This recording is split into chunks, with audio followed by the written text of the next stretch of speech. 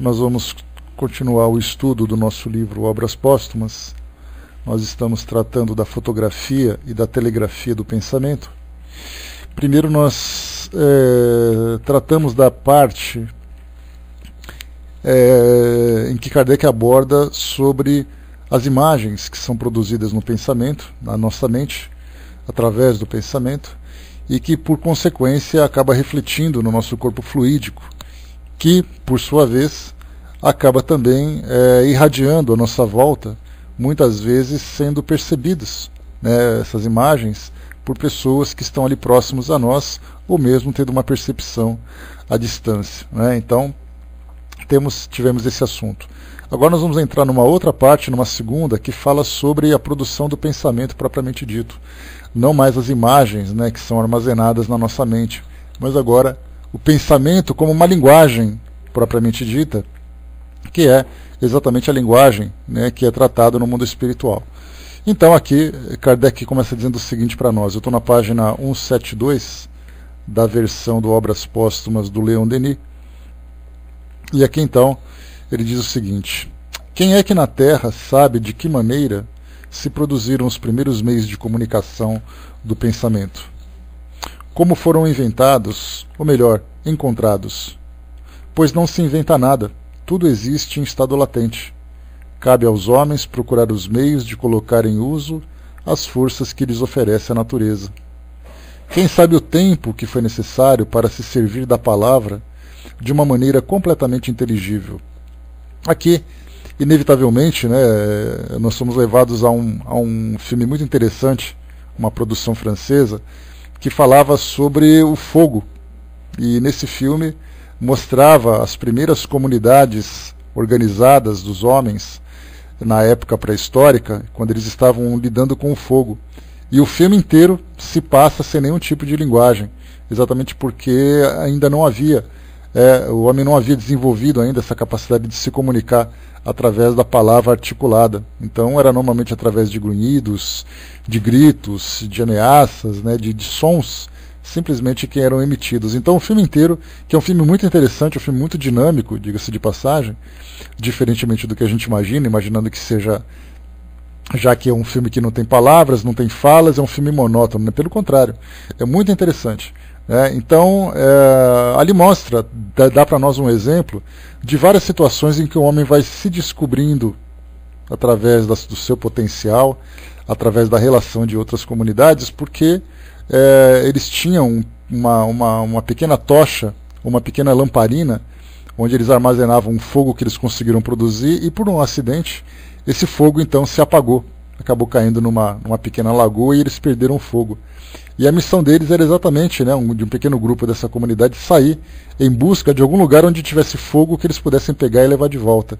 E no meio desse caminho, né, dessa aventura, eles foram encontrando com outras comunidades, algumas mais acolhedoras, outras mais agressivas, algumas que tinham domínio de algumas técnicas, como por exemplo produção de armamentos, outros de cozimento de alimentos.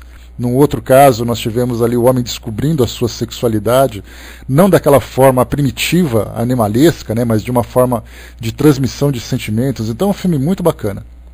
E ali a gente fica pensando, né, quando foi exatamente que o homem conseguiu articular a primeira palavra? A gente volta no tempo, começa a traçar ali uma pequena linha evolutiva, quando vieram os sons, depois vieram os sinais, os símbolos, depois os sons começaram a ter um reconhecimento, depois nomes, vocabulários, depois nós passamos para a gramática, e aí então a coisa começou a se desenvolver. Então Kardec começa a trazer exatamente esse pensamento, né? Quando será que isso foi trazido? Né? E não que o homem tenha inventado uma palavra, mas como a natureza oferece recursos, como hoje nós estamos conversando e trazendo aqui ideias através da palavra articulada, da palavra escrita também que nós passamos para a área de texto, a leitura que a gente faz. Tudo isso teve um começo. E o nosso vocabulário vem se expandindo com o passar do tempo, né? A gente lembra que não é o nosso dicionário ele não é estático. Imaginando, por exemplo, que a quantidade de palavras que nós temos hoje é a mesma quantidade que nós tínhamos há 500 anos. Não é. né? Porque a cada dia a ciência vai trazendo situações novas, são expressões novas que vão sendo criadas, e aí então vai se expandindo cada vez mais.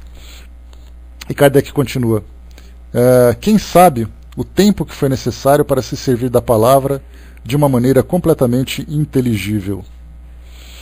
O primeiro que soltou um grito inarticulado tinha bem uma certa consciência do que queria expressar, mas aqueles aos quais ele se dirigia não compreenderam, primeiramente, nada. Só depois de uma longa sequência de tempo é que houve palavras convenientes, depois frases abreviadas, depois, enfim, discursos inteiros. Quantos milhares de anos não foram necessários para chegar ao ponto em que a humanidade se encontra hoje? Cada progresso no modo de comunicação, de relação entre os homens, foi constantemente marcado por uma melhora no estado social dos seres. À medida que as relações de indivíduo a indivíduo se tornam mais estreitas, mais regulares, sente-se a necessidade de uma outra forma de linguagem, mais rápida, mais capaz de colocar os homens em relação instantânea e universalmente uns com os outros. Porque o que acontece no mundo físico pela telegrafia elétrica não aconteceria no mundo moral, de encarnado a encarnado, pela telegrafia humana. Que é interessante quando a gente lê um texto que vem de uma época diferente da nossa, como no século XIX, Kardec colocava a telegrafia elétrica, por exemplo, como sendo o top da tecnologia. Né?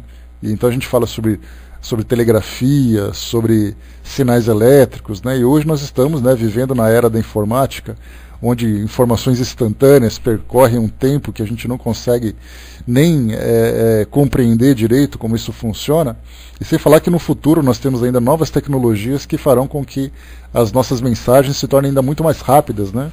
Como dizem, né, artigos que são publicados hoje, falando sobre computadores quânticos. Deus sabe o que significa isso, mas estão dizendo que vai chegar por aí, fazendo com que tudo aquilo que diz respeito à transmissão de ondas através do meio físico, como por exemplo um fio elétrico, um fio de cobre, vai ser simplesmente transmitido através de ondas eletromagnéticas, né, através de pulsos atômicos, né, de um átomo para outro, e a informação então não vai sofrer nenhum tipo de interferência, mais ou menos como acontece hoje com a fibra ótica, que nós temos ali os sinais elétricos ou os sinais eletromagnéticos sendo transmitidos através da luz. Né? Então a gente vê assim que a tecnologia é bem interessante na época de Kardec. E continua. Porque as relações ocultas que unem mais ou menos conscientemente os pensamentos dos homens e dos espíritos pela telegrafia espiritual não se generalizam entre os homens de uma maneira consciente. Aqui o que Kardec começa a colocar, bom dia pessoal que chegou, o que Kardec começa a colocar para nós é sobre o pensamento, né, a ideia que é gerada na mente de um indivíduo, e esse pensamento pode ser transmitido através da telepatia. A telepatia, né, que era uma expressão que não se conhecia ainda naquela época. Para nós, então, nós temos a parapsicologia, que hoje estuda esse campo, que significa que o pensamento se irradia e pode ser percebido por outra pessoa. E isso hoje nós vemos a título de fenômeno, porque isso não é algo natural que acontece no nosso meio. Nós temos algumas pessoas que revelam algumas impressões que tiveram no exercício, né, da transmissão do pensamento, tiveram a impressão de que alguma coisa ia acontecer, essa coisa aconteceu, fazendo ali previsões, tendo sonhos. Então nós vemos isso como sendo situações esporádicas, e os espíritos nos revelam que futuramente, num futuro que infelizmente não é tão próximo como a gente gostaria, nós teremos a capacidade de transmitir as nossas ideias via pensamento diretamente, sem precisar da articulação das ideias ou da escrita, né? E isso se dará exatamente porque o nosso corpo físico, a constituição material que nos prende hoje, que nos traz tantas limitações, não serão obstáculos no futuro, né? Não será um obstáculo no futuro. Então, a gente aguarda nessa expectativa, mas o interessante é que quando a gente começa a fazer assim, filosofar um pouco, né? Até mesmo a expressão filosofar acaba sendo um neologismo, né? Uma palavra que a gente cria, que é simplesmente o ato de pensar, de desenvolver alguma ideia. Certa vez eu me lembro que eu estava lendo num livro E o comentário dizia exatamente sobre essa questão da telepatia. Como seria o nosso mundo se nós tivéssemos a capacidade de ler o pensamento das pessoas? Né? Nós viveríamos no caos, por incrível que pareça, né? Porque a princípio nós imaginamos que isso seria algo muito natural, algo muito interessante, algo muito bacana, até o momento em que alguém começa a pensar alguma coisa contra nós. Aí então a gente começa a ver que aquela pessoa não gosta, e ela começa então a pensar as coisas, a gente também não gosta e começa a pensar de volta, e aí então o caos se estabelece. Então, na verdade, a gente vê que a natureza traz para nós um processo evolutivo que acompanha a nossa evolução, né? Bom dia, pessoa que chegou, que acompanha a nossa evolução moral também, porque essas restrições que nós sofremos, elas têm o objetivo primordial de nos protegerem principalmente. Quer dizer, nós recebemos essa proteção de nós mesmos, inclusive nós já comentamos alguma coisa a respeito das máscaras sociais e tudo mais, né? E dessas máscaras sociais nos servem para que a gente tenha uma relação social saudável, equilibrada, em que a gente só possa emitir aquilo que para nós será benéfico nos nossos relacionamentos, porque do contrário, né, se cada um, a gente já tem esse problema, né, muitas pessoas dizem assim, olha, eu tenho uma personalidade em que eu simplesmente falo aquilo que eu penso. E muitas vezes, a gente já chegou a conversar sobre isso num dos nossos estudos, muita gente acha que isso é uma virtude. Dizer assim, eu falo aquilo que eu penso, eu sou muito sincero. Isso, a princípio, pode parecer uma virtude, mas, na verdade, ele pode se tornar uma grande imperfeição do caráter. Porque você dizer o que você pensa pode ser algo saudável, mas depende do conteúdo do que você pensa. Porque eu posso ser uma pessoa extremamente crítica, egoísta, uma pessoa que tem pensamentos maldosos a respeito das pessoas, e eu tenho, então, a facilidade de dizer aquilo que eu penso. Então a gente pode dizer assim que a liberdade de dizer aquilo que pensa é como se fosse uma grande tubulação. E essa tubulação pode passar a água mais cristalina ou o esgoto mais fétido. Então isso vai depender do quê? Do conteúdo daquilo que se expressa. Daí então a necessidade, né, de nós sempre termos aquelas três peneiras, né, dentro daquele pensamento filosófico, da gente medir aquilo que vai ser expressado, que vai ser expresso em direção a outras pessoas. A gente nunca sabe como as pessoas vão receber. E isso pode ser extremamente agressivo, como pode ser extremamente saudável. Então dizer aquilo que pensa nem sempre é uma virtude se a pessoa que tem essa facilidade não tem um bom conteúdo para poder expressar, né? Então, dentro dessa dificuldade, que a gente tem que conter um pouco as palavras, medir aquilo que vai falar, com quem vai falar, de que forma que a gente vai falar, né, nas nossas convivências familiares, nas nossas convivências mais íntimas, a gente passa por essa situação, porque no ambiente íntimo do lar, as pessoas costumam dizer aquilo que pensam, né, e é exatamente porque as famílias hoje sofrem tantos conflitos. Porque eu não gosto de fulano, porque meu irmão é um problema, porque meus pais, porque meus filhos, porque todo mundo fala aquilo que pensa. Aí quando a gente vai conviver com outras pessoas no nosso trabalho, no nosso centro espírita, no nosso ambiente acadêmico, então a gente toma todo o cuidado para poder dizer para as pessoas só aquilo que é agradável, afinal de contas a gente quer estabelecer uma relação de amizade com elas. E dentro da sinceridade do lar, certamente isso não aconteceria. E é aí então que o espírito Hamed nos lembra quando ele fala das máscaras sociais, que as máscaras são recursos psicológicos que nós utilizamos para amortecer o impacto da sinceridade. Então, quando você quer falar alguma coisa para alguém, você coloca aquela máscara sorridente, aquela máscara serena e se comporta, né, com serenidade, com tranquilidade, com harmonia, mas que na verdade dentro de você existe ali um turbilhão de ideias e de pensamentos ainda muito negativos querendo se manifestar. Então ele diz que isso é saudável para nós ainda nesse nosso estágio. Nós não estamos preparados para lidar com a sinceridade, porque nós somos ainda espíritos muito imperfeitos nas nossas atitudes, no nosso modo de pensar. E aí certamente nós diríamos aquilo que nós pensamos de um modo equivocado, provocando um grande tumulto, uma grande turbulência nos nossos relacionamentos. E ele lembra, né, que a grande dificuldade que nós enfrentamos é quando nós mascaramos a nossa personalidade assumindo uma personificação fictícia. Então eu uso muitas máscaras e me esqueço exatamente quem eu sou. E aí, então, nesse caso, ele chama de um estado patológico. né? Mas no fundo, né, no geral, a nossa relação, os nossos relacionamentos, ainda distantes dessa troca de ideias pelo pensamento, é exatamente um critério de segurança para nós, conforme a gente for evoluindo moralmente, né, sabendo exatamente, desenvolvendo em nós o sentido da caridade, o sentido da fraternidade, do respeito às pessoas, né, da depuração dos nossos valores. Aí sim nós vamos evoluindo espiritualmente e, consequentemente, migrando também para corpos que são menos densos, nos permitindo essa facilidade. Então eles nos lembram que não somente essa questão da telepatia, né, da transmissão do pensamento, será muito comum, como também a própria mediunidade. Porque se todos fôssemos médiuns de alto grau, né, de um alto grau, tendo a facilidade de captar o pensamento do mundo espiritual, a nossa vida seria um verdadeiro inferno. Porque a nossa relação com o mundo espiritual também não é uma relação saudável. É uma relação tumultuada, nós temos muitos espíritos que nos influenciam de uma forma negativa.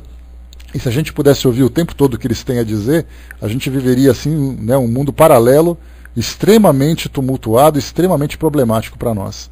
Daí então que nós vivemos num corpo físico, né, nós estamos aqui engarrafados num corpo físico que nos permite exatamente isso, um critério de segurança, uma proteção para a nossa sobrevivência e para os nossos relacionamentos também. Agora, no mundo espiritual, né, você se lembra que eu cheguei a comentar sobre isso num dos nossos estudos, falamos sobre o constrangimento que a esmagadora maioria dos espíritos que desencarna acaba vivendo. Porque aqui nós pensamos alguma coisa a respeito de alguém, e aí então nós mudamos a ideia antes de expressá-la, né? Então, por exemplo, eu vou pegar a Miriam, que está quietinha ali, então eu acho a Miriam uma pessoa insuportável, uma pessoa antipática, e aqui quando eu vou falar com ela, eu falo: Miriam, minha querida. Então é muito fácil eu mascarar aquilo que eu estou pensando, né, utilizando aquela máscara, né, da falsidade, para poder transmitir um tipo de pensamento. Porém, no mundo espiritual nós não temos esse recurso. Aquilo que você pensa é aquilo que você transmite. Então, mesmo que você não expresse através de um pensamento, mesmo que você não expresse através de uma palavra, né, porque é assim que nós acreditamos que essa comunicação acontece no mundo espiritual, embora seja através do pensamento. Eu falo que nós acreditamos porque nós vamos para o mundo espiritual com essa ideia de que eu preciso ouvir alguém falar alguma coisa ou preciso falar alguma coisa. Mas tudo acontece no ambiente do pensamento e a gente acaba não se dando conta disso. Então, no mundo espiritual, eu não preciso expressar nenhum tipo de sinal, nenhum tipo de ideia. Basta simplesmente que eu pense que isso vai se refletir no meu corpo perispiritual e vai irradiar à minha volta. Então lá, muitos são os constrangimentos que nós vivemos, em termos de viciações, de sensualidade, de críticas, de antipatias. Tudo isso se reflete. Nós caminhamos irradiando à nossa volta o perfume dos nossos pensamentos. Você se lembra que a gente chegou a falar sobre isso, né? Se o pensamento tivesse cheiro, qual seria o cheiro do nosso pensamento? No mundo espiritual, esse cheiro se irradia onde quer que nós estejamos. Dessa grande dificuldade. Mas enquanto nós estamos aqui no mundo físico, né, enquanto nós estamos aqui no mundo físico, a gente consegue ainda conter, né, a manifestação desse conteúdo. E continua para nós aqui. A telegrafia humana, né, ou a gente pode colocar simplesmente como sendo a telepatia humana, né, dentro de uma linguagem mais atualizada.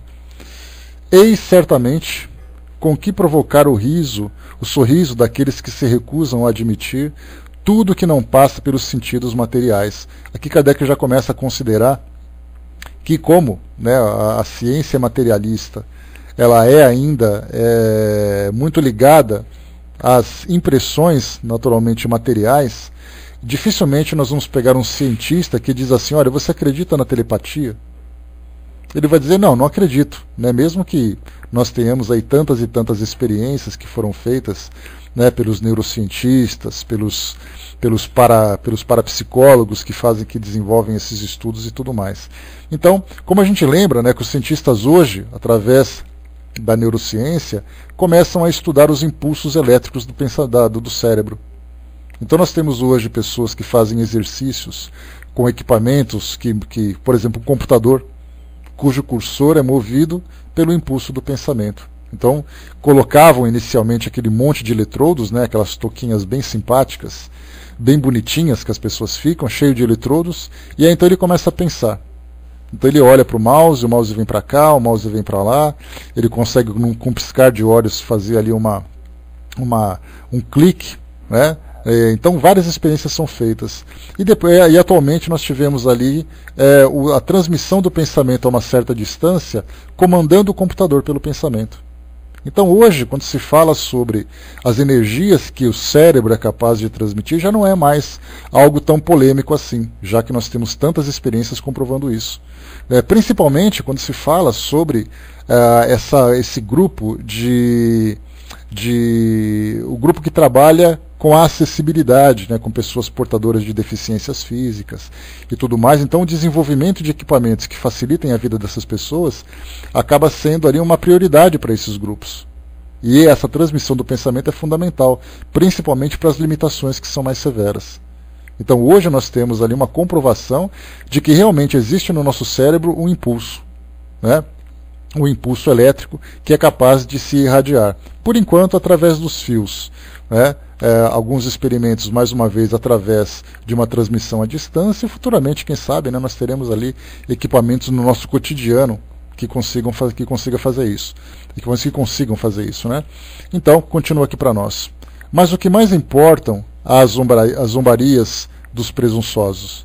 Todas as suas contestações não impedirão as leis naturais de seguirem seu curso e de encontrar novas aplicações à medida que a inteligência humana estiver apta para sentir os efeitos. Então Kardec já fazia uma previsão no século XIX, no século XXI isso já é para nós uma grande realidade. Né?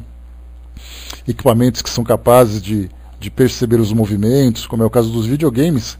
Quem diria, por exemplo, que nós teríamos um equipamento que faria a leitura dos nossos movimentos e transformaria isso num impulso elétrico ou eletrônico dentro de um equipamento. Hoje você vai numa loja qualquer, em qualquer shopping center, compra um equipamento desse tipo e pronto, está feita ali a leitura. Né? Televisores que também aceitam comandos pela posição dos olhos. Então olha só quanta coisa vem surgindo. Mas o pensamento é aquele que mais interessa ao homem. Né? O texto, então. O homem tem uma ação direta sobre as coisas como sobre as pessoas que o envolvem. Frequentemente, uma pessoa da qual se faz pouco caso exerce uma influência decisiva sobre outros que têm uma reputação bem superior. E isso apoia-se no fato de que na Terra vê-se muito mais máscaras do que rostos e olhos, e que os olhos aí estão obscurecidos pela vontade, o interesse pessoal e todas as más paixões. A experiência demonstra que se pode agir sobre o espírito dos homens contra a sua vontade. Um pensamento superior, fortemente pensado, para me servir dessa expressão, pode, portanto, segundo sua força e sua elevação, abalar mais perto ou mais distante homens que não têm consciência alguma da maneira pela qual ele lhes chega. Assim, como frequentemente aquele que o omite não tem consciência do efeito produzido por esta emissão. Aí está um jogo constante das inteligências humanas e de sua ação recíproca umas sobre as outras. Juntem a isso a ação daquelas que estão desencarnadas e imaginem, se o puderem, o poder incalculável dessa força composta de tantas forças reunidas. Aqui o que Kardec coloca sobre a questão das influências de umas pessoas sobre as outras, a gente entra muito no campo do magnetismo. Né? Você se lembra que nós fizemos um estudo a esse respeito e falava sobre o magnetismo que uma pessoa exerce sobre a outra, ou que algumas pessoas exercem sobre as outras. Nós tivemos grandes referências, por exemplo, né? Exato, né, Elcio? Mesmer fez um estudo do magnetismo animal, e aí então, nesse campo da aplicação do magnetismo nas terapias, eles conseguiram até chegar a essa conclusão vendo seus efeitos práticos. E quando se fala sobre o magnetismo em termos de influência moral, aí nós tivemos, por exemplo, a melhor referência que nós tivemos foi o próprio Jesus, que era aquele indivíduo que parava, falava e as pessoas simplesmente paravam para ouvi-lo. Hitler fez a mesma coisa, porque quando a gente fala em magnetismo, em influência moral, nós não falamos necessariamente de superioridade ou inferioridade, nós falamos de potência. E nós temos nos processos obsessivos, por exemplo, mentes que conseguem, pela sua insistência, pelos sentimentos que movem, né, que o movem, pela intensidade desses pensamentos, exercerem uma influência negativa sobre outras pessoas. É daí então que nós vemos ali espíritos que estão desencarnados, influenciando encarnados, provocando inclusive patologias graves, como o caso de depressão, ansiedade, pânico, né, e tantas outras. Então, nós vemos nesse caso. Aqui mesmo entre os encarnados, nós temos muitas vezes um indivíduo que demonstra uma autoridade sobre outros sem necessariamente exercer a violência. Porque hoje nós entendemos no nosso mundo a autoridade convertida em violência. Então nós temos aqueles que são os ditadores, que são os tiranos, que são ali os homens que trabalham com agressividade. Então, se você não obedecer, você vai simplesmente apanhar, você vai se machucar, porque eu vou te matar, vou fazer isso e aquilo. Então, essas ameaças, na verdade, elas não se tornam necessariamente uma influência moral. Elas se tornam uma influência da agressividade. Mas nós temos outros casos de pessoas que falam e através da sua posição, da sua condição e da autoridade que eles demonstram pela sua postura, suas palavras são capazes de mobilizar exércitos. E isso sem exercer o medo, que é a gente sabe que é um instrumento extremamente poderoso no nosso mundo hoje, né? Porque qualquer coisa que você fala, a título de ameaça, você consegue paralisar uma outra pessoa. Então nós tivemos Mahatma Gandhi, que o Elcio lembrou, nós tivemos Madre Teresa de Calcutá, nós tivemos o próprio Chico Xavier, que eram pessoas que falavam e todo mundo parava para ouvir. E com toda doçura, com todo carinho, porque na verdade o que irradiava deles era um tipo de energia que nós ainda não conhecemos. Que as pessoas ficavam simplesmente paradas ouvindo o que ele tinha para dizer. Nós tivemos um caso recente, né? Nós vimos ali o Papa Francisco, que esteve aqui no Brasil, e aí então a mobilização, não apenas pela autoridade que ele representa, né, como líder da Igreja Católica, como um chefe de Estado, né, do Estado do Vaticano e tudo mais, mas a partir do momento em que ele começou a conversar com as pessoas, em que ele começou a irradiar aquele sorriso cativante que todos nós vimos pela televisão, e as suas ideias, a forma como ele falava, simplesmente as pessoas paravam e simplesmente se deliciavam daquilo que ele transmitia. E aí então nós vemos uma grande influência moral, né, um exercício moral poderosíssimo, né, um magnetismo moral muito forte, que isso acaba existindo no nosso meio, mas que nós simplesmente ainda não conseguimos compreender. Nós sofremos essa influência, mas não compreendemos como ela ocorre. A gente simplesmente fala assim, nossa, aquela pessoa me inspira um respeito muito grande, me inspira uma confiança muito grande. Mas nós não conseguimos compreender ainda o envolvimento que essas energias acabam exercendo sobre todos nós.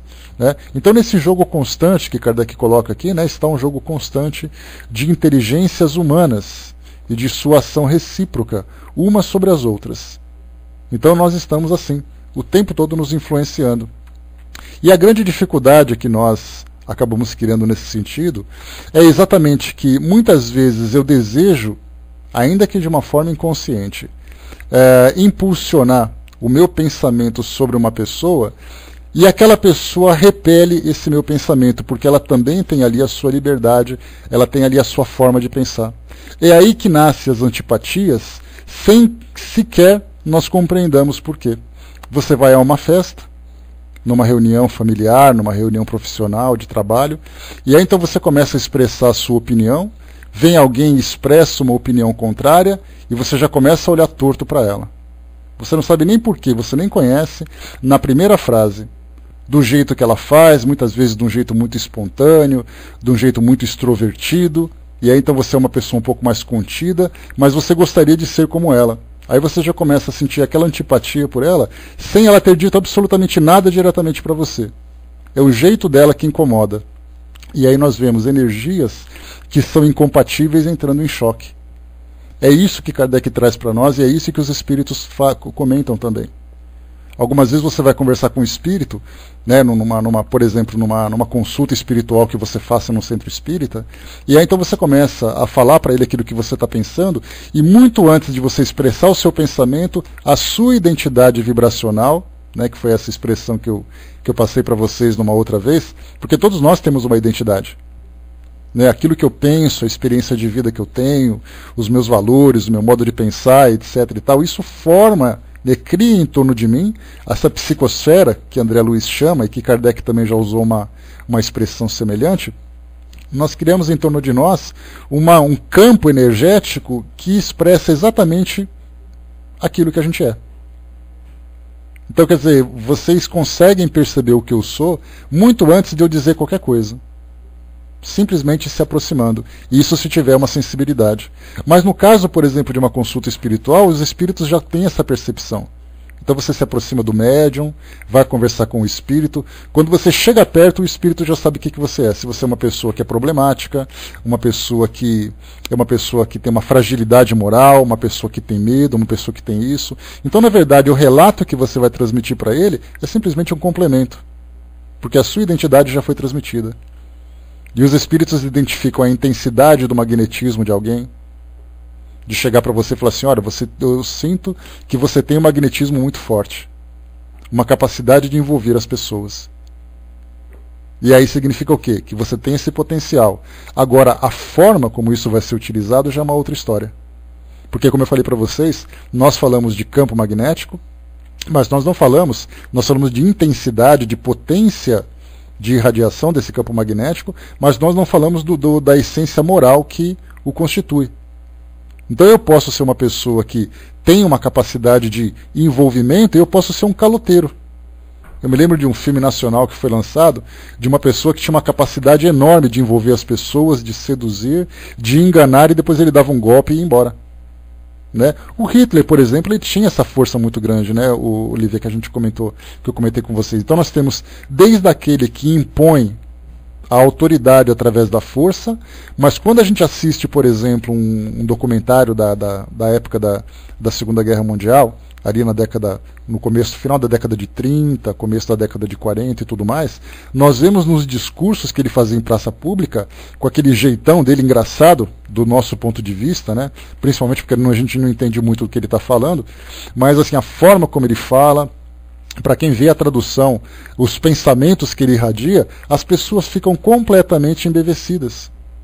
Ficam seduzidas por aquelas ideias, por mais absurdas que sejam. Ele foi capaz, através do seu modo de pensar, seduzir milhões de pessoas a se envolverem numa guerra, matando outras pessoas, destruindo outras nações, expondo a sua própria vida em risco, simplesmente para seguir aquilo que ele, através da sua sedução, conseguiu transmitir. Mas então nós temos o lado positivo e temos o lado negativo, como nós comentamos. Né, Mahatma Gandhi, como a gente comentou há pouco, ele conseguiu, né, na época em que a Índia e o Paquistão formaram uma única nação, e eles eram uma colônia inglesa, ele queria então, através daquela guerra pacífica, fazer com que a Inglaterra se afastasse e essas duas nações se tornassem livres. E aí então, através das suas palavras doces, através das suas peregrinações, ele conseguiu envolver uma nação inteira e conseguiu realmente libertar uma nação, sem levantar uma pedra sequer, simplesmente através da palavra. E Jesus, né, como a gente já comentou, também deixou a sua marca na história há quase 2000 anos, simplesmente conversando com pessoas e trazendo demonstrações da sua fé, demonstrações da sua grandiosidade.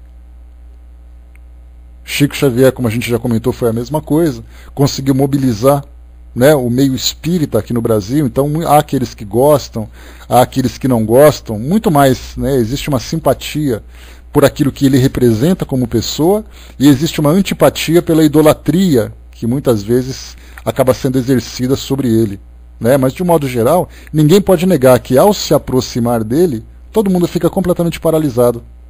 Eu não tive esse privilégio, mas as pessoas com quem eu conversei disseram assim, você fica perto dele e você não consegue emitir um som. Porque dá a impressão de que você tem medo, você não tem coragem de dizer nada para ele, porque você fica simplesmente paralisado.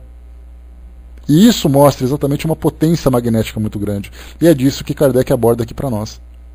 Quando ele fala que, apesar de nós falarmos sobre, nós darmos muita importância aos sinais físicos, né? Você olha para uma pessoa, você vê a beleza física dela, você vê o seu jeito de olhar, o seu jeito de se comportar, o modo como ela expressa suas ideias através da voz, através da palavra, através da escrita, né? O jeito dela se comportar no meio social. A gente acha que isso é o mais importante. Que para você ver uma pessoa, para você conhecer uma pessoa, você precisa ter um contato físico direto com ela. Isso realmente é importante para nós.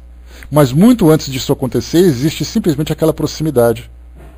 Tanto é assim que nós, isso basta ver, por exemplo, que no nosso meio, aqui na internet, por exemplo, através dos nossos estudos, nós muitas vezes não nos conhecemos pessoalmente, mas dá a impressão de que nós nos conhecemos há muito tempo.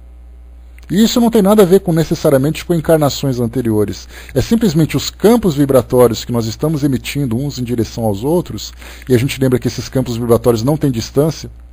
O pensamento não tem distância, né? Porque aquilo que eu penso, eu falo para vocês através do computador, mas muitas vezes vocês estão do outro lado do mundo, do outro lado do país e tudo mais, simplesmente ali convivendo e compartilhando as mesmas ideias. E aí nós criamos então, né, essa questão da empatia, que é a aproximação. Dessa empatia vira uma antipatia ou vira uma simpatia mais profunda. Tudo isso no mundo, no universo das energias, que para nós ainda é um grande mistério. Para muitos se torna, inclusive, algo muito místico, algo muito esotérico, muito zen e tal, porque não tem nada de critério científico que possa fazer uma avaliação a esse respeito. Mas que certamente tem grande valor. Então as terapias, da aplicação de passes, do jorei, que é feito na igreja messiânica, das bênçãos que são transmitidas através da igreja católica, da igreja evangélica, as curas prânicas, nós temos também a aplicação do... qual técnica mais de aplicação? Me fugiu o nome aqui agora. De transmissão de energias. O reiki, obrigado, Cindizinha. Estava tentando lembrar essa bendita palavra. A questão do reiki e tudo mais. Muita gente diz assim, olha, mas isso aí não tem comprovação científica, mas isso aí não tem... você não tem uma forma de comprovar se realmente está sendo eficaz ou não está sendo eficaz. Certamente a gente faz isso, na maioria das vezes, motivado por uma crença do que por uma comprovação. Isso porque, mais uma vez, o campo das energias é para nós ainda um campo muito distante daquilo que os nossos equipamentos são capazes de captar. Então nós não podemos fazer uma avaliação científica dentro de um laboratório, de uma forma precisa, de uma forma clara. Então nós sentimos as impressões, aqueles que são mais sensitivos têm uma capacidade maior de fazer um relato sobre aquilo que percebe ou deixa de perceber, mas a ciência acaba não se envolvendo.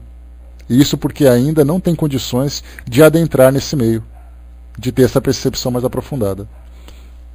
E Kardec lembra aqui também, juntando essa questão das inteligências, ele põe assim para nós: juntem a isso a ação daquelas que estão desencarnadas, e imaginem, se o puderem, o poder incalculável dessa força composta de tantas forças reunidas. E aí a gente coloca não somente o pensamento dos encarnados, mas colocando também o pensamento dos desencarnados. E aí a gente lembra o quê? Que os espíritos comentam que a população do mundo espiritual é aproximadamente 6 vezes maior do que a população dos encarnados. Então, se nós temos 7 bilhões aqui, podemos colocar ali 50 bilhões de desencarnados, transmitindo seu pensamento, e daí a importância de nós não termos essa sensibilidade tão ostensiva, porque do contrário nós captaríamos esses pensamentos e entraríamos ali em curto e ao mesmo tempo em surto também por causa dessas influências. Então, os espíritos dizendo sobre as influências que exercem sobre nós. Daí a questão 457 do Livro dos Espíritos, ou 459, 457, que fala sobre a influência dos espíritos sobre os nossos pensamentos e atos. Que eles nos influenciam muito mais do que nós imaginamos. E nessa influência muito maior do que nós imaginamos, trata-se exatamente desse campo energético que existe sobre nós, que os espíritos estão despejando sobre nós, ainda que de uma forma inconsciente, e que nós não percebemos. O poder da prece, por exemplo, que começa agora a ser estudado pela ciência, não como um veículo religioso, mas como sendo a capacidade que a mente tem de irradiar energia sobre o próprio corpo, promovendo a autocura. Então nós estamos avançando gradualmente, avançando gradativamente, né, nesse processo de conhecimento desses estudos. Fernando colocou lá em cima, né, são tantas reencarnações que podemos ter sim se encontrados, né, convividos como vizinhos, até ser amigos, né? Não, sem dúvida nenhuma, né? É que a gente, antes de pensar nas reencarnações, Fernando, que para nós é algo que depende muito, né, depende de um estudo, depende de uma proximidade maior e tudo mais, a gente fala simplesmente dos campos energéticos que nos aproximam ou nos repelem. Independente de reencarnações. Se tiver uma experiência reencarnatória, então, sendo positiva, os laços se tornam mais estreitos. Se forem relações mais antipáticas, significa que também, através das reencarnações, nós estamos nos repelindo, né? Fernanda colocou, né, pensando nisso, é maravilhoso pensar, né, o que cada grupo de pessoas, né, é capaz de movimentar em pensamentos de harmonia e prece unidas a tantos outros grupos no mundo, todo mundo, né? É um grande agrégore de amor, né? Com certeza, sem dúvida, né? Por isso que a gente vê, né, grupos que se unem para fazer ali as suas mentalizações, as suas vibrações, e isso tem uma eficácia muito grande. Só que a diferença é que não adianta você impulsionar pensamentos em direção a alguém e aquela pessoa não ter a sensibilidade de perceber essas energias que são dirigidas a ela. Daí então que muitas vezes a gente tem uma grande boa vontade, mas o trabalho acaba não se concretizando pela falta de receptividade da outra parte, né? Bom dia, professor. A Cindizinha colocou, né? Fui buscar um tratamento, né, para acne e a moça me indicou acupuntura, dizendo que o problema tem raiz na energia desequilibrada dos pulmões, né? Adorei saber isso, né? Estou juntando, né, o útil ao agradável, né? Coincidência ou não, estou melhorzinho agora, né? Sem dúvida, né, no nosso corpo físico, ele nada mais é do que uma máquina que reage, né, pelos impulsos do pensamento, os impulsos da mente. E isso é comprovado, né? A gente fala de somatização, que nada mais é do que você materializar um pensamento. Então nós temos ali o fortalecimento ou então a degradação do sistema imunológico por uma questão de emoção. A emoção que as pessoas sentem acaba provocando isso. Doenças, né, uma pessoa que infarta, por exemplo, uma pessoa que tem um AVC, que tem gastrite, que tem isso, que tem aquilo, todo mundo pensa assim, mas por que ele infartou? Porque ele é muito estressado. Só que quando a gente fala que é uma pessoa muito estressada, você tem que falar da personalidade, você não pode falar do corpo físico. E se por acaso nós pudéssemos desvincular aquele espírito do corpo físico e deixássemos o corpo vivo num estado vegetativo, ele infartaria?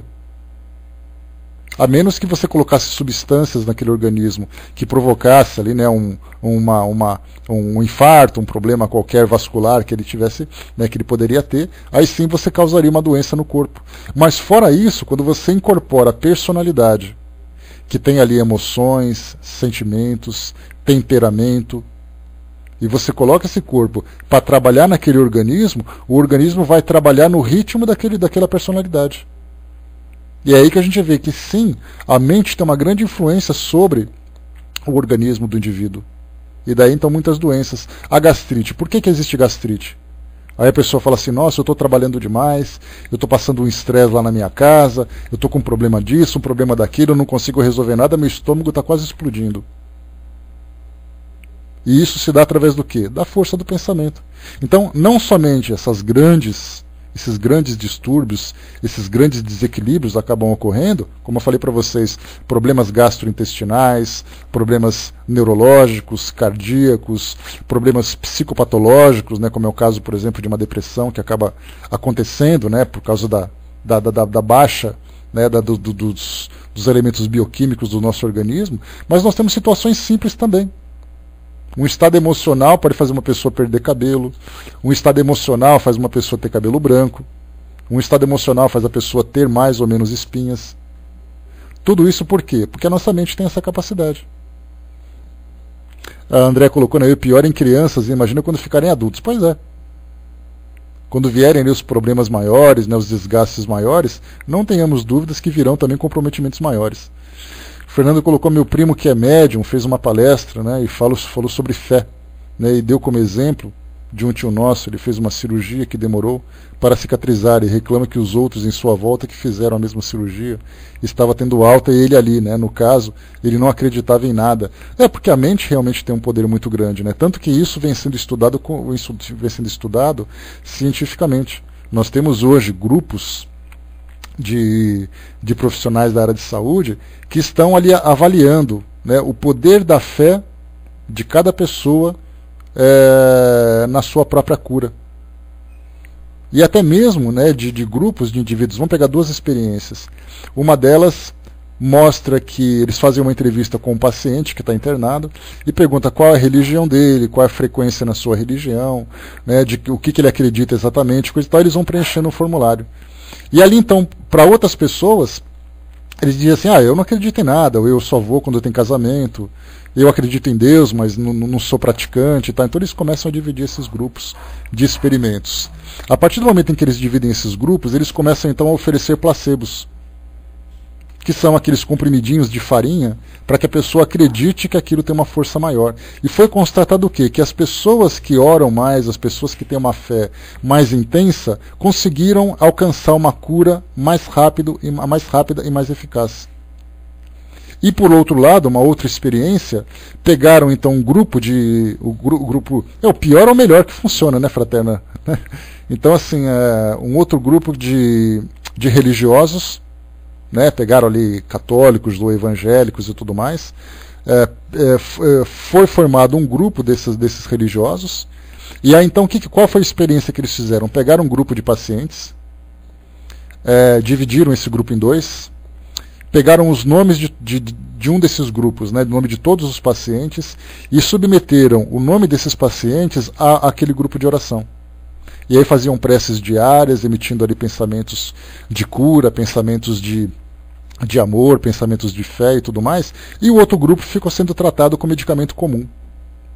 E a grande surpresa foi que aquele grupo que foi submetido, né, ao trabalho daquele grupo de preces, conseguiu também ter um resultado mais positivo. Então já vem sendo feito, né, constantemente um trabalho para analisar exatamente isso. Não a prece necessariamente como uma questão de religiosidade. É claro que ela tem grande importância, porque quando eu faço uma prece, o elemento religioso, Deus, ou seja lá qual for a entidade a quem eu cultue, ela tem um papel fundamental. Mas para a ciência, esse é o detalhe interessante, isso é apenas uma referência para que o indivíduo possa concentrar o seu pensamento. Então eles não perguntam, por exemplo, assim, Deus existe ou Deus não existe. A pergunta que é feita é, você acredita que Deus existe ou você acredita que Deus não existe? Então a crença que a pessoa desenvolve nessa entidade superior faz com que o seu pensamento se torne mais potente, se torne mais dirigido e, consequentemente, tenha um efeito muito mais eficaz sobre ela mesma. Então quando a gente tem, por exemplo, o Dr. Sérgio Felipe, que é um médico daqui de São Paulo, ele faz um estudo profundo, ele é espírita já há bastante tempo, faz um estudo profundo sobre essa relação de espiritualidade com a ciência, com a medicina. Né? Pode, claro. Já passo para você, Andréia. Né? Então, uma experiência que faz essa experiência de religiosidade, mediunidade, a mesma coisa relacionado também com a ciência, ele conseguiu instituir na Universidade Federal de São Paulo, né, na Unifesp, que fala que é a antiga Escola Paulista de Medicina, ele conseguiu instituir uma cadeira chamada Espiritualidade e Ciência. E aí todo mundo pensa assim, quer dizer então que a partir de agora todos os médicos vão começar a estudar sobre religiões?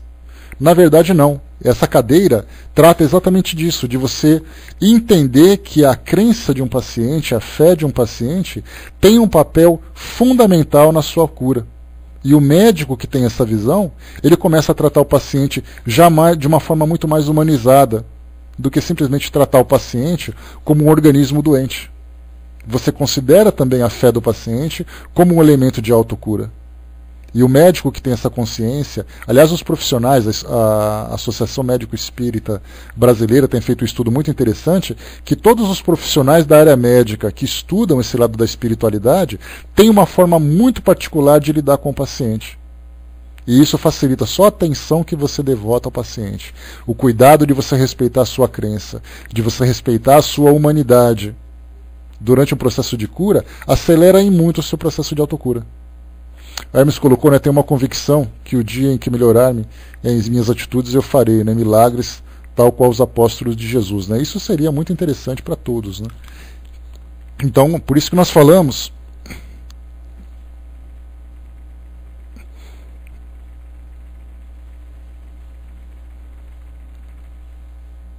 quando nós falamos nessa questão de fé, por exemplo, é um autoconhecimento que nós precisamos ter, o homem se entender como um elemento espiritual, e não simplesmente como um elemento físico, como um elemento material, né, ou o indivíduo se ver apenas como encarnado. Ele vai começar a se ver como um espírito imortal e vai começar a desenvolver também todo o potencial relativo a essa sua condição. É isso que é importante para a gente compreender. Eu vou passar para a Andréia aqui, que ela vai trazer para nós um depoimento legal, né, de um trabalho que vem sendo feito. Tá. Andréia, você me dá então, eu vou liberar aqui o microfone para você, você me dá, espera eu dar o ok para você na área de texto, para que eu possa mudar a configuração aqui do meu computador. Tá? Eu dou ok e você pega o microfone. Só um instantinho então. Perdão, Zé, que fui te dar trabalho, né? Bom dia para todos, saudade de estar aqui ao vivo. O som tá bom, né? Tá, então tá ok. No Rio, eu fazia um trabalho voluntário de reforço escolar no grupo Anália Franco, na Marechal Rondon. Muito interessante, eu estava no início, um grupo de pessoas que eu tenho muita saudade. E o mais interessante é que um dia, uma das colaboradoras lá, o filho, ele tinha tido uma leucemia e tinha retornado com a leucemia. Então, ele ia voltar, ele ia fazer uma cirurgia e fazer químio. E aí, uma das amigas lá, das colaboradoras, falou, gente, vamos começar a corrente de oração. Então, assim, muito interessante que eu não conhecia. Então, é assim, alguém adoecia gravemente, alguma coisa assim, realmente séria, né? Não uma gripe, uma dor de ouvido, mas uma coisa assim mais séria. Todas as colaboradoras, num determinado horário, estavam nas suas casas, mas reunidas em pensamento, nós orávamos em prol daquela família.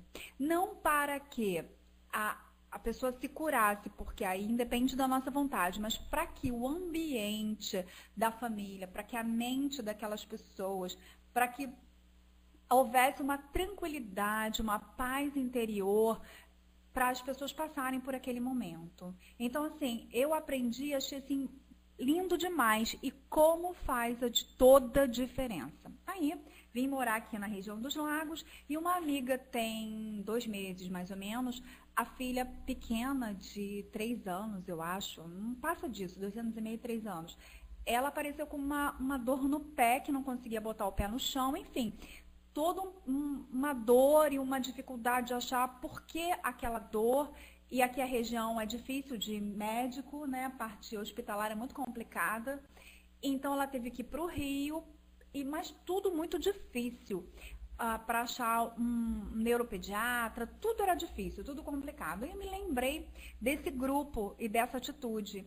E aí eu falei, bom, tá na hora de botar em prática o que eu aprendi. Então, liguei para algumas pessoas e falei com essa minha amiga, falei, vamos começar um grupo de oração, cada uma na sua casa, determinada hora. E ela depois me trouxe o retorno.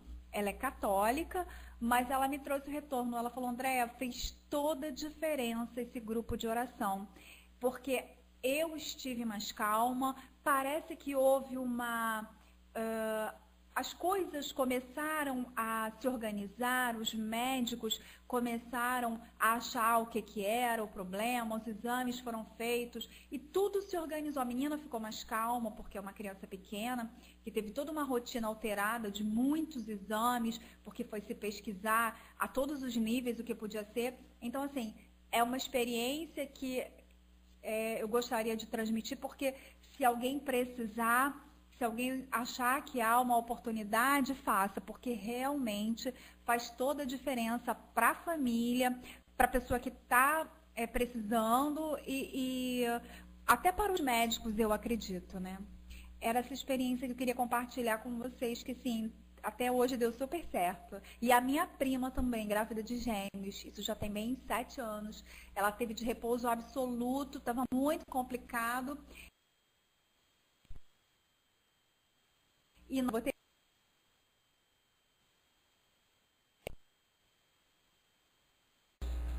Bom, André trouxe depoimento para nós aqui sobre a respeito desse trabalho, né, que na verdade ele não é nenhuma novidade. Né? A gente tem ali muitos grupos que trabalham em hospitais, que trabalham em igrejas, que trabalham em centros espíritas, que trazem exatamente o mesmo resultado. Trazem a mesma resposta, a mesma eficiência. Né? E o que os espíritos falam para nós é isso, né? Que se nós tivéssemos uma compreensão maior da potência que o nosso pensamento tem, da forma como isso age sobre o nosso organismo, nós teríamos ali muitos sofrimentos amenizados ou muitas curas promovidas que são consideradas como se fossem milagres. Então todo mundo colocaria, aconteceu um milagre, a pessoa se salvou. E na verdade não foi um milagre. Na verdade foi a fé dela, né, através da força do seu pensamento, que conseguiu afetar a matéria de uma forma que revertesse um quadro que parecia incurável. Então a gente tem bastante coisa para aprender ainda a respeito do pensamento. Né? Legal o depoimento, André, valeu. Vamos aqui então continuando o que a gente colocava. Tal. Vou tentar acelerar um pouquinho para ver se eu consigo acabar esse tema ainda hoje. Né? Bom dia, pessoal que chegou. Se pudéssemos suspeitar do mecanismo imenso que o pensamento coloca em jogo e os efeitos que ele produz de um indivíduo a outro, de um grupo de seres a outro grupo, e finalmente da ação universal dos pensamentos dos homens, uns sobre os outros, o homem ficaria deslumbrado. Ele se sentiria aniquilado diante dessa infinidade de detalhes, diante dessas redes inumeráveis religadas entre si, por uma poderosa vontade e agindo harmonicamente para atingir um objetivo único, o progresso universal. Né? Então, quer dizer, esse fechamento de Kardec se encaixa perfeitamente naquilo que nós trouxemos agora. Depoimento da Andréia, o raciocínio que a gente desenvolveu e tudo mais. Pela telegrafia do pensamento, ele apreciará em todo o seu valor a lei de solidariedade, refletindo que não há um pensamento, seja criminoso, seja virtuoso ou outro diferente, que não tenha uma ação real sobre o conjunto dos pensamentos dos humanos e sobre cada um entre eles. E se o egoísmo fazia-lhe menosprezar as consequências para outrem de um pensamento perverso, que foi pessoalmente seu, ele será levado por esse mesmo egoísmo a bem pensar para aumentar o nível moral geral, imaginando as consequências sobre si mesmo de um mau pensamento em outrem. Será outra coisa que não a consequência da telegrafia do pensamento, esses choques misteriosos que nos previnem da alegria ou do sofrimento num ser querido que se encontra afastado de nós? Não será um fenômeno do mesmo gênero que devemos os sentimentos de simpatia ou de repulsão que nos arrastam para certos espíritos e nos afastam para outro? Há aí certamente um campo imenso para o estudo e a observação, mas do qual apenas podemos perceber as massas. O estudo dos detalhes será a consequência de um conhecimento mais completo das leis que regem a ação dos fluidos uns sobre os outros. Né? Então o que Kardec está prevendo é o estudo, né? A necessidade do detalhamento desses elementos para que a gente possa formar, né, um conceito geral sobre a potência, a intensidade e a forma como nós manipulamos essas energias e, consequentemente, esses fluidos que tem à nossa volta. E continua. Deixa eu ver aqui. Não continua nada. Parou aqui. Tá? Então a gente fecha por aqui esse nosso tema que fala sobre telegrafia do pensamento e fotografia do pensamento. Então são dois temas que Kardec trouxe. Primeiro, a imagem que acaba sendo gerada no nosso pensamento, né? E essa imagem, principalmente aquela que fica arquivada na nossa memória. Kardec lembrou, né, que ele fez uma comparação dizendo que a nossa memória é como se fosse um livro. E só que nesse livro, algumas páginas têm marcadores, porque são memórias que são mais fáceis de serem acessadas. Enquanto que outras memórias, elas precisam de ser detalhadas, aprofundadas, faladas, né, para que a gente possa lembrar exatamente onde que ela se encontra. falar assim, você se lembra daquela situação, você se lembra daquele dia, a gente começa então a virar o olho para cima, tentando imaginar aquele dia, né? Já tem outras lembranças que você fala de uma situação muito marcante, e você diz assim, você se lembra daquela coisa? Você, na hora, você se lembra da imagem, se lembra dos detalhes, muitas vezes até das emoções, das sensações que foram provocadas. Então, isso tudo porque há o registro, né, nesse nosso livro da memória, que Kardec fez a comparação. E também da produção, né, aquilo que você pensa é aquilo que se irradia à sua volta, né, no seu campo fluídico, no seu campo energético. E, naturalmente, esse campo não só pode ser percebido por pessoas que estão próximas, de acordo com a sua sensibilidade, como ele pode se voltar a favor ou contra a própria pessoa, agindo sobre o seu próprio organismo, contra ou a favor. Pode causar uma doença, de acordo com o seu desequilíbrio mental, do seu desequilíbrio emocional, ou também pode promover uma cura quando você retoma esse equilíbrio. Já está resolvido, professor, obrigado. Então, como também promover a sua própria cura, como nós comentamos agora. Então, esse campo energético, né, na verdade os espíritos comentam muito isso.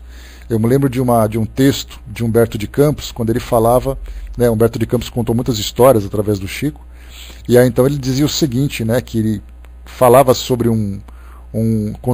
trazia um conto para nós de um senhor que era encarnado, e ele era membro de um centro espírita, ele era um dos dirigentes, né, desse centro espírita.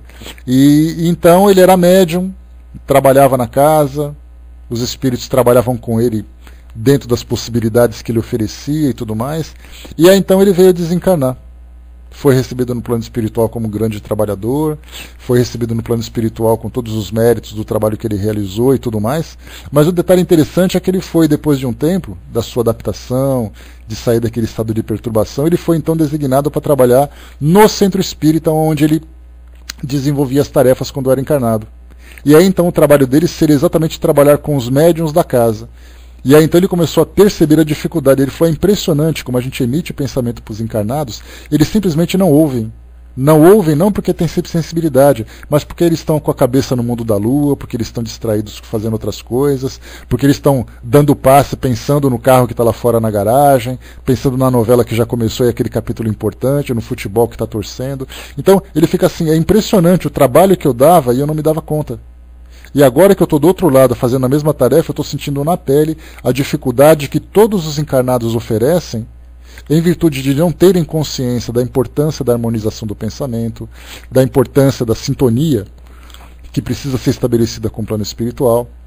Então isso para nós, a princípio, é uma questão teórica, porque nós aceitamos isso, porque, né, pela quantidade de informações que chegam do plano espiritual para nós já formamos, né, uma ideia dessa informação. Então conhecimento nós temos. A vivência para nós ainda é algo muito difícil. Porque quando a gente fala do campo do pensamento, nós falamos do campo abstrato, do mundo abstrato. E tudo aquilo que é abstrato para nós entra no campo da crendice. É eu acredito ou eu não acredito. Mas viver isso na prática é muito diferente. Mas vai chegar o dia em que, por isso que naturalmente o que os espíritos nos passam, que quando o espiritismo começar a se tornar uma filosofia real para nós e não simplesmente mais uma religião. E essa filosofia começar então a disseminar o seu conhecimento pelo mundo, as pessoas terão, né, promoverão uma grande transformação simplesmente por se verem de um modo diferente.